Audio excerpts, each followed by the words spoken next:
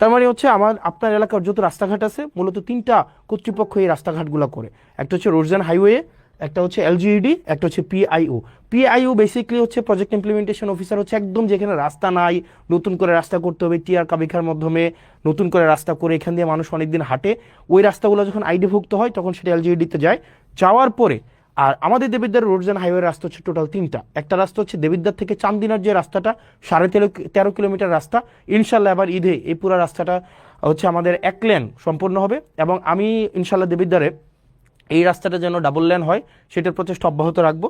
দ্বিতীয়ত যে রাস্তাটা সেটা হচ্ছে যে আপনার ইয়ার রাস্তাটা আপনার সিলেট থেকে কুমিল্লার যে মহাসড়কটা, এটা হচ্ছে রোডস অ্যান্ড হাইওয়ের আন্ডারে।